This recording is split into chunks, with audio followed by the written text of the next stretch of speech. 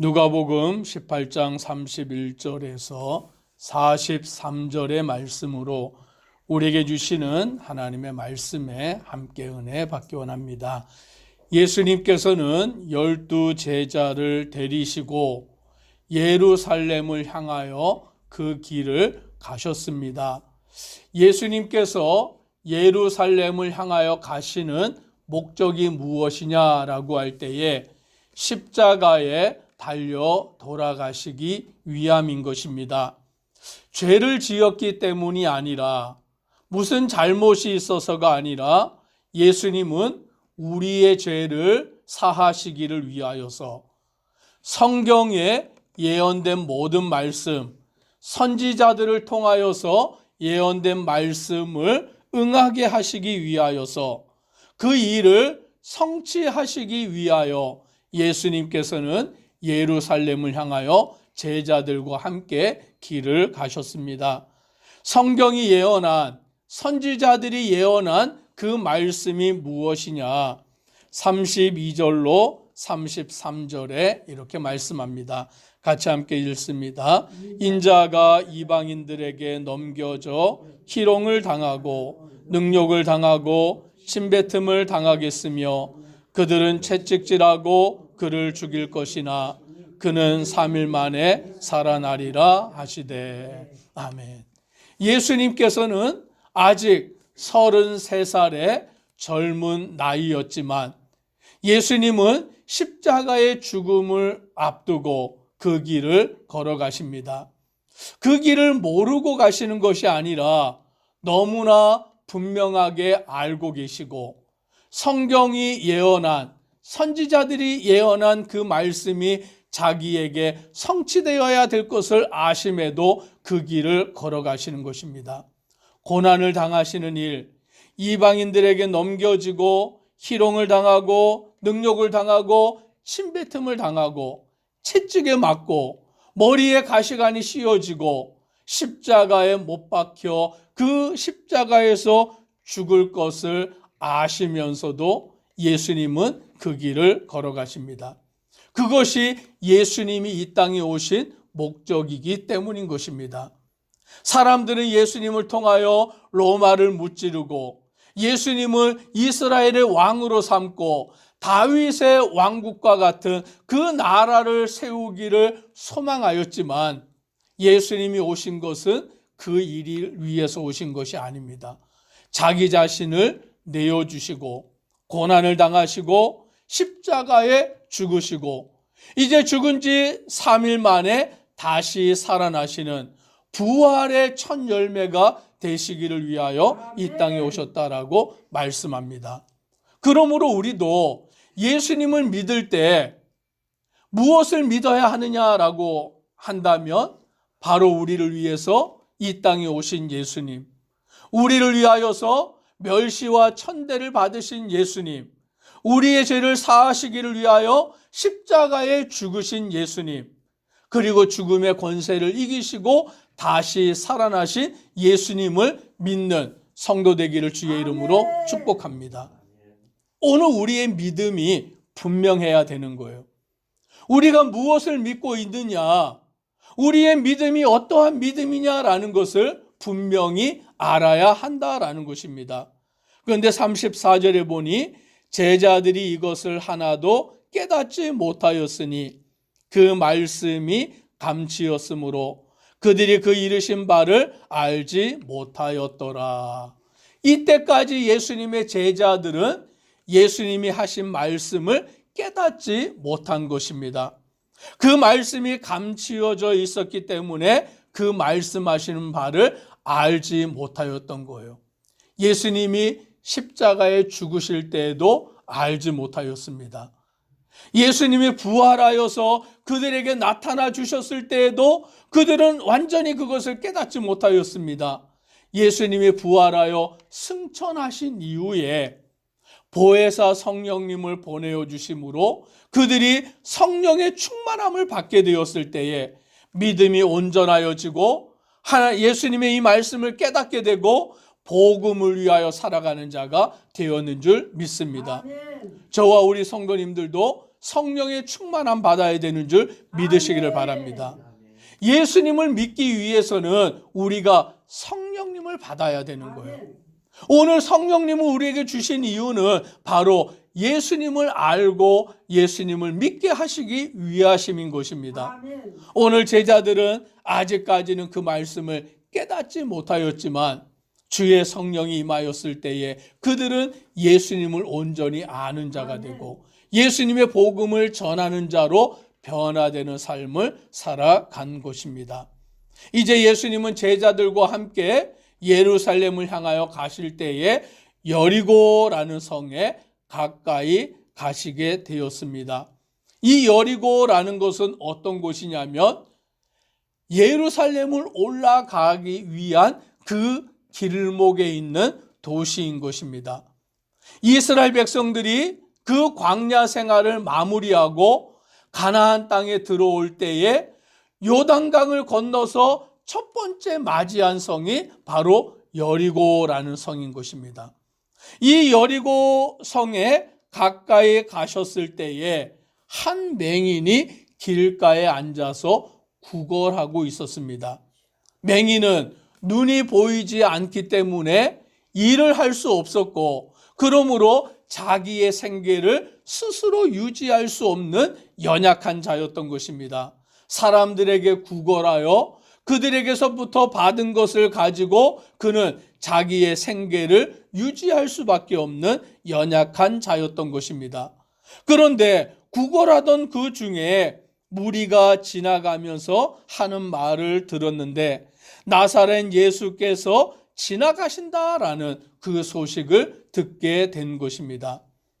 오늘 이 맹인이 사람들에게 누가 지나가는데 이렇게 소란스러우냐라고 물었더니 사람들은 말하기를 나사렛 예수가 지나가신다라고 말합니다. 나사렛이라는 말은 지명을 뜻하는 말인 것입니다. 예수님이 자라난 동네가 바로 나사렛이라는 곳이죠. 그런데 나사렛은 유명한 동네가 아니에요. 변방의 동네인 것입니다. 지방의 시골의 동네예요. 그래서 나다나엘이라는 사람이 뭐라고 자기를 전도하는 빌립에게 말하였냐면 나사렛에서 무슨 선한 것이 나겠느냐. 그런 촌동네에서 무슨 예언자가 나오겠느냐, 무슨 선생이 나오겠느냐, 그와 같이 무시하였다라는 것입니다. 즉 나사렛이라는 동네는 사람들에게 주목받지 못한 동네고 사람들에게 무시받던 동네인 것입니다. 오늘 누가 이곳으로 지나가느냐라고 맹인이 물었을 때에 나사렛 예수가 지나간다라고 사람들은 대답을 한 것입니다.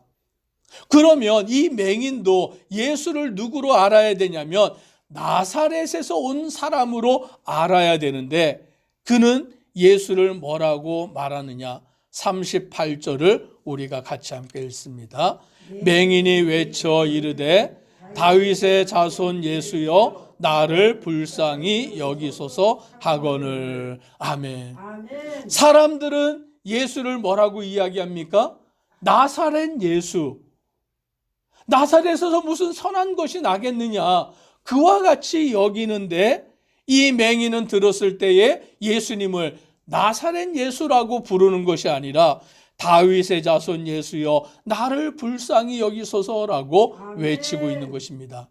예수님을 다윗의 자손으로 믿었다라는 것입니다. 다윗의 자손으로 믿었다라는 것은 오늘 구약의 성경에서 메시아를 말씀하실 때에 그 메시아는 다윗의 자손으로 오신다라고 예언하여 주셨다라는 것입니다. 즉 구약의 성경의 말씀, 선지자를 통하여 주신 예언의 말씀을 이 맹인은 믿었던 것이고 바로 예수가 다윗의 자손으로 오신 메시아다라는 것을 믿었다라는 것을 보여주고 있는 것입니다. 그런데 39절에 보니까 앞서가는 자들이 그를 꾸짖어 잠잠하라 하되라고 말합니다. 사람들이 이 맹인을 향하여서 꾸짖으며 잠잠해라, 왜 이렇게 소리를 지르느냐? 조용해라 라며 사람들이 그를 꾸짖었다라는 것이죠. 그러면 위축이 될 수밖에 없습니다. 사람들이 자기를 향하여 그렇게 말하니 더 이상 소리를 지를 수 없지만 이 사람은 이렇게 말합니다. 그가 더욱 크게 소리 질러 다윗의 자손이여 나를 불쌍히 여기소서 하는지라 라고 말씀합니다. 과부였던 그 여인이 자기의 억울함을 재판장에게 가서 아랠 때에 이 재판장은 하나님을 두려워하지 않는 자였고 사람들을 무시하는 자였습니다. 아나무인격인 자였습니다. 그런데 그 과부된 여인이 날마다 재판장을 찾아가서 자기의 원한을 풀어달라고 요청하니까 그 하나님을 두려워하지도 아니하고 사람을 무시하던 그 재판장이 내가 이 과부의 요청을 들어주지 아니하면 날마다 와서 나를 번거롭게 하고 귀찮게 할 것이다. 그리하여 그 여인의 원한을 풀어주었다라고 말씀합니다. 그러면서 예수님은 말씀하시기를 너희 천부 아버지께서 너희의 구하는 것을 들어주지 아니하시겠느냐라고 말씀하는 것이죠. 오늘 이 맹인된 자는 나사렛 예수가 지나간다라는 소식을 들을 때에 그는 예수를 나사렛 예수로 아는 것이 아니라 다윗의 자손 예수 메시아로 알고 믿으며 다윗의 자손 예수여 나를 불쌍히 여기소서 사람들이 꾸짖어 잠잠하라 하여도 더욱 큰 소리로 다윗의 자손 예수여 나를 불쌍히 여기소서라며 소리질러 예수님을 부른 것입니다. 저와 우리 성도님들이 예수님 앞에 이와 같이 기도하는 자 되기를 주의 이름으로 축복합니다. 예수님을 믿음으로 기도하고 예수님이 나의 기도를 들으시는 것을 믿음으로 기도하고 주님을 온전히 부르짖어 기도할 때에 예수님께서 가던 걸음을 멈추어 서서 그를 내게로 데려오라라고 말씀하십니다. 그리고는 예수님께서 내게 무엇을 하여 주기를 원하느냐라고 물으시니 이 맹인이 대답하기를 주여 보기를 원하나이다라고 대답합니다. 그때 예수님이 말씀합니다. 42절을 같이 읽습니다.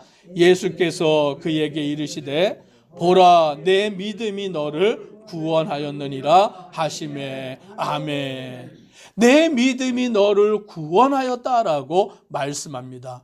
오늘 우리의 믿음이 우리를 구원하는 줄 믿으시기를 바랍니다.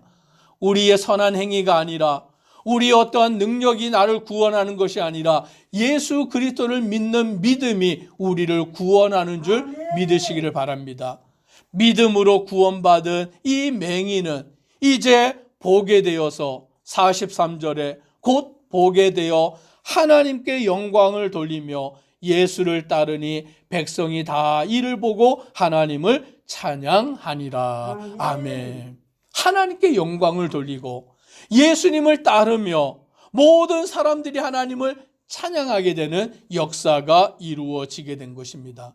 오늘 우리는 예수 그리스도를 믿고 주님만을 섬겨 따라가는 믿음의 성도 되기를 주의 이름으로 축복합니다. 기도드리겠습니다.